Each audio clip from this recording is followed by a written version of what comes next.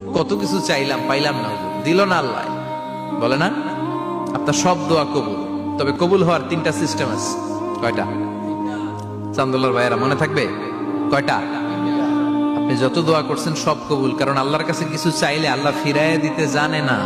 আল্লাহ জানেই না কেমনে ফিরাই দিতে হয়।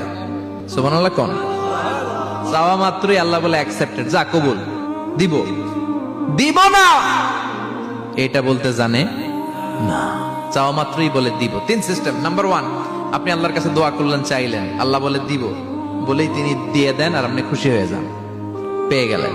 নাম্বার টু, আপনি আল্লাহর কাছে দোয়া করলেন, চাইলেন, তখনও আল্লাহ বলে দিব, তবে এখন না, সবুর, একটু পরে দিব। কখন দিলে আমার জন্য ভালো, আমার চেয়েও ভালো জানে কে, পরে দিবে। নাম্বার থ্রি, চাইলেন, দোয়া করলেন, আল্লাহ তখনও বলে দেব, তবে এখনো না, পরেও না, কিয়ামতের দিন যেদিন বিপদে পড়বে ওই দিন দেব। যেদিন তোর বাবা তোরে চিনবে না, তোর মা তোরে চিনবে না, বন্ধু বন্ধুরে চিনবে না, পীর সাহেব মুরিদরে চিনবে না, মুরিদ পীর সাহেবরে চিনবে না, ইমাম সাহেব মুসল্লিরে চিনবে না, মুসল্লি ইমাম সাহেবরে চিনবে না, কেউ কাউরে চিনবে না। ওই কঠিন দিনে তোরে আমি বাঁচাইয়া দেব।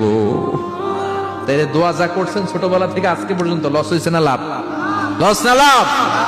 এজন্য বেশি বেশি দোয়া করার দরকার আছে না নাই?